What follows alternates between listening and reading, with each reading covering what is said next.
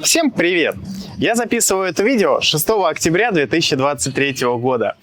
Эта дата кое-что для меня значит, потому что ровно год назад я получил свой первый отказ в туристической визе в США. С вами Антон Больших, и мы постепенно переключаемся от блогов из мастерской к истории моей жизни. А после сегодняшнего видео не удивлюсь, если от меня вообще многие отпишутся, так что приятного просмотра! Начать, пожалуй, стоит с самого начала. Мысли о переезде в другую страну у меня так или иначе вертелись в голове практически с первого визита за границу. Ну, может быть, не совсем с первого, но лет 6 я уже так или иначе об этом думаю. Почему я об этом думаю? Я на самом деле много лет даже не мог сформулировать. Но мне было очень интересно, как живут там, и одно время моей мотивацией к тому, чтобы все больше и больше путешествовать, являлась возможность посмотреть другие страны и что-то для себя выбрать. Поскольку я сейчас по-прежнему путешествую, а весь сезон я работал в России, как вы можете догадаться, ничего пока еще не выбрал. Но тем не менее, я уже много чего успел посмотреть и посетил около 20 стран и стал кайфовать от самого процесса. Я научился отдыхать благодаря этому рвению. Примерно лет 10 назад я был жутким домоседом, и на самом деле реально дальше гаража меня было очень-очень тяжело вытащить. На самом деле удивительно, насколько сильно изменилась моя жизнь и мои взгляды за эти годы. Думаю, многим не обязательно объяснять, что после событий февраля 2022 года желание как минимум узнать побольше про переезд в другие страны у меня, естественно, увеличивалось. Особенно после того, что я увидел 22 февраля 2022 года, поскольку в этот день я должен был лететь из Стамбула в Москву. Но я прожил целый день в аэропорту и много всего интересного узнал.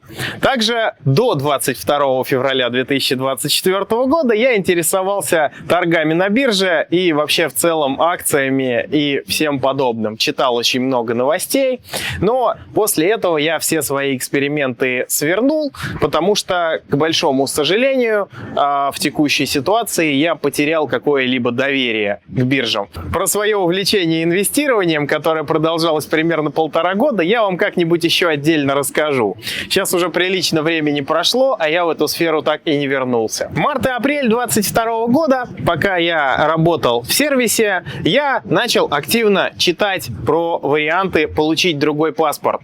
Моей главной целью являлась возможность свободно путешествовать, потому что было достаточно очевидно, что не сегодня, так завтра доступ в Европу русским начнут перекрывать, а мне очень хочется и очень нравится по ней путешествовать. Поэтому почему бы не приложить к этому усилия, пока еще может быть не поздно. К слову сказать, в июле 2022 года я успел покататься хорошо по Франции и Швейцарии. Это была моя последняя поездка в Европе на мотоцикле. Если хотите, тоже как-нибудь расскажу, напишите, пожалуйста, об этом в комментариях. Примерно в апреле 2022 года я загорелся идеей съездить в Соединенные Штаты Америки. Ранее я там никогда не был, а с учетом того, что краски по поводу выдачи виз гражданам Российской Федерации начали сгущаться, я решил, что когда действовать, кроме как не сейчас. Я хотел получить свежий загранник, потому что моему оставалось еще не очень много. Собственно, пока я сделал второй загранпаспорт, пока я решил все вопросы с записью и со всем остальным, прошло достаточно приличное количество времени. Примерно в июле у меня был второй свежий загранник на руках, и где-то примерно с этого момента я начал заморачиваться записью в консульство. Была выбрана Польша, а конкретно Варшава, по разным рекомендациям, в том числе и от визового центра, который мне помогал с этим вопросом, потому что Шенген я уже на тот момент получал самостоятельно, но с визой США я был недостаточно опытен. Получилось так, что меня записали на собеседование на 6 октября 2022 года, то есть ровно год назад. Город Варшава, у меня есть шенгенская виза приблизительно до ноября, то есть с небольшим запасиком. Виза у меня была тогда еще эстонская. И примерно в тот же период я решил попробовать яхтинг. 12 сентября я улетел в Черногорию с желанием по возможности совместить визу США со своим отпуском. Но после объявления мобилизации 21 сентября все, как водится, пошло не по плану. Я вообще не понимал, что мне дальше делать, стоит ли возвращаться, потому что был очень большой страх, что я не смогу позже выехать из страны. Все были в панике, я тоже, как и все, читал новости, вовлекался в этот новостной фон, и ничего хорошего, в общем-то, не было. Самое главное, чего не было, это не было порядка в мыслях. Именно поэтому я цеплялся за новости, которые были, и они очень много отнимали моей энергии. Что бы ни происходило в мире, я никогда не советую вам так делать, потому что ни одного продуктивного решения вы в такой ситуации принять не сможете. В промежутке между Черногорией и Варшавой я успел недельку потусоваться в Стамбуле, встретить там огромное количество своих знакомых, и я думаю, что при иных обстоятельствах мы бы с ними совершенно не смогли встретиться в таком месте. Это было все очень интересно. Я решил на всякий случай поэкономить деньги, жил в недорогих хостелах и просто общался с людьми. Это было удивительно, потому что раньше в хостелах я почти никогда не жил. На самом деле хостелы — это очень прикольно, когда ты путешествуешь, особенно когда ты путешествуешь в одиночку. Это способствует очень легкому знакомству с новыми и новыми людьми. До сих пор я общаюсь с некоторыми людьми, с кем я познакомился в Стамбуле. Позже я жил в Варшаве в хостеле недалеко от американского консульства и по-прежнему дружу с некоторыми товарищами, с кем познакомился именно там. Было в той истории очень много нервов и волнения, потому что только я собираюсь лететь в Варшаву из Стамбула, билет у меня, естественно, еще не куплен. Как объявляют, что русских в Польшу вообще не пускают. Я в итоге полетел с запасом через Будапешт, погулял 3 дня в Будапеште, с запасом на сутки летел, чтобы на всякий случай доехать из Будапешта на поезде, если уж совсем в самолет не пустят. Ну, в общем, добрался я без особых происшествий. И, естественно, в визе мне 6 числа было отказано, причем с одним простым предложением. Парень, у тебя все хорошо, все нормально, но, к сожалению, из-за ситуации в России на сегодняшний день мы не можем дать тебе туристическую визу. Ну, видимо, я в их глазах был потенциальным иммигрантом. По итогу мы еще с несколькими людьми, кто также принимал участие в процедуре подачи на визу в один день со мной, поехали на следующий день на экскурсию в Освенцим. Было очень интересно находиться в поезде в Варшаве в 6 часов утра со всеми вещами, которые у меня были с собой. К слову сказать, я с этими вещами жил примерно еще 4 месяца, и ничего другого у меня, в общем-то, не было. Ехали мы, значит, в этом поезде, нас было человек 5, и мы читали в этот момент новости из России, как что-то там где-то происходит. Выглядело это так себе, прямо скажу. Никому прям не советую в такой нестабильной ситуации находиться, потому что психика съезжает. Гуляем мы такие по Освенциму, и я даже, честно говоря, в этот момент не знал, в какой стране и при каких обстоятельствах я буду ночевать. Это было довольно странное ощущение, ранее мне неведомое. То есть путешествие, когда ты за день бронируешь новый и новый отель в новой точке, я уже успел заценить. Но такого, что ты оказываешься в незнакомой стране, в которой тебе особо сильно нечего больше делать, в состоянии полной неизвестности, да еще и при такой геополитической ситуации непонятной, мне такое ранее было неведомо. Тут вдруг мне поступает звонок. У меня была какая-то симка, я уж не помню какая точно, но у меня был бесплатный интернет, а входящие у меня были дорогие. Но я поднял трубку только по одной простой причине, потому что телефон написал мне, что звонивший из Германии. Мне вообще, конечно, иногда звонят из стран Европы, бывает часто пишут, разные вопросы задают. Иногда я даже продавал запчасти в Европу, но так, чтобы прям вот звонили, и вот прям в такой момент, когда я, в общем, нахожусь недалеко от Германии, мне стало очень интересно, уже ладно, сколько там спишут за этот звонок, столько спишут. Я взял трубку. услышал русский голос человека, который не может собрать вариатор на Бургмане 650.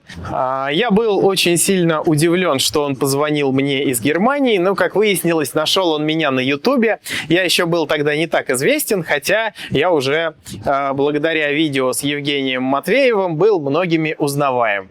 Собственно, именно такое видео и посмотрел этот человек, и решил позвонить мне и попробовать спросить у меня совета. Я попросил его, естественно, перезвонить мне на WhatsApp, и потом мы достаточно мило поболтали. После того, как я услышал, что человек вполне себе русский и по голосу очень даже адекватный, у меня было всего лишь два вопроса. Первый, есть ли где остановиться? Второй, собственно, есть ли инструменты? И уже второстепенно я спросил, а где конкретно он находится в Германии. Оказалось, что не очень далеко от Мюнхена. Я тут же уехал со своими друзьями на поезде примерно до Катовице в Польше, а там я купил какой-то билет в кассе, прямо в кассе. Хотя у меня была уже на тот момент иностранная карта, но было сложно разобраться в этих всех системах бронирования. И я прямо пришел в кассу на вокзале и сказал, что мне надо в Мюнхен. Мне там почему-то продали билет до Вены. Я не совсем понял, почему до Вены. Я говорю, мне надо в Мюнхен, вы точно уверены? Они сказали, да, типа там разберешься. Ну, довольно тяжело русскому общаться с поляками, потому что по-английски они говорят неохотно и не всегда очень понятно. А их язык тоже не очень понятен мне, по крайней мере, с их акцентом. Поэтому, к большому сожалению, это было некоторой проблемкой. Ну, я решил, продали в Австрию, значит, мне туда надо. Я уже на тот момент расслабился, потому что устал настолько, что был готов просто полностью отдаться в руки судьбы. До Австрии поезд ехал странно. Оказывается, перецепляли вагоны по пути 2 раза. И в 3 разных странах проверяли билеты. В Польше, в Чехии и в Австрии. Как-то странно. Только мои вагоны ехали до этой точки, потому что в пункте назначения самого поезда ничего про Австрию вообще не было. Я тогда очень неплохо прокачался в пользовании европейскими поездами, потому что раньше у меня такого опыта, к сожалению, не было. Но, тем не менее, это было любопытно. Пока я ехал, я уже разобрался, как установить немецкое приложение для бронирования билетов. Купил себе билет на поезд до Мюнхена, и это был уже какой-то очень быстрый поезд, который очень быстро меня довез. В Мюнхене меня встретили, довезли в маленький городок Ландшут, который находится примерно в 60, по-моему, километрах от Мюнхена. Очень душевный, прекрасный город. Я вообще много где был в Германии, мне очень нравится и симпатична эта страна, но пока что я все-таки понял, что переезжать туда не готов. Уж слишком они формалисты. В результате я познакомился с очень классным человеком по имени Владимир, который живет с семьей в Германии уже более 20 лет. И на данный момент у него уже есть сын, по-моему, даже старше меня. То есть человек уже, ну, прям значительно старше меня. На следующий день я быстренько снял вариатор, буквально на подземной парковке. С инструментом там было небогато, но если знаешь все нюансы, то это на самом деле не так сложно. Кстати, о знании нюансов и сложности обслуживания. Я не просто так последние 2 месяца, не покладая рук, занимаюсь созданием обучающих курсов по обслуживанию макси-скутеров Suzuki Skyway Burgman 400, а также Suzuki Skyway Burgman 650 и BMW C650 GT. Как раз таки для того, чтобы вы тоже знали эти нюансы и имели возможность, посмотрев мои видеоуроки и изучив чек-листы по этим видеоурокам, также играючи, быстро, легко, просто и качественно выполнять эти работы самостоятельно. Поэтому, если вам интересно, вы можете перейти по ссылочкам в описании или в закрепленном комментарии. Также там есть мои контакты, как со мной связаться. Вы всегда можете задать мне какие-либо вопросы. После этого мы взяли этот вариатор и поехали к товарищу Владимира, где гараж был гораздо более оснащенным. Там нам удалось этот вариатор разобрать и собрать его правильно. правильно. После чего на следующий день я его установил, и все благополучно поехало. Очень хорошо все то, что хорошо кончается, а я еще примерно пару дней пожил у Владимира и поехал путешествовать дальше. Путешествие было очень классным, но от нахождения в Германии в осенний период времени я немного устал. Погода там не намного лучше по своей серости, чем в Москве. Пару дней я погулял по Мюнхену, а потом нашел билет из Франкфурта на Майне в Черногорию, откуда, собственно, мое путешествие и началось, и вернулся туда. И, собственно, остаток зимы я прожил там. Очень скоро мне исполняется целых 30 лет. На самом деле это очень серьезная дата, а исполняется буквально в этом месяце. И совсем-совсем недавно я понял, что та самая наша лучшая жизнь, о которой мы мечтаем и которую мы ждем, что она когда-то наступит, она проходит именно сейчас. Именно после того, так скажем, вынужденного путешествия, из которого я вернулся совсем другим человеком, я понял, что терять время совершенно нельзя и путешествовать надо прямо сейчас, потому что другой возможности может не представиться.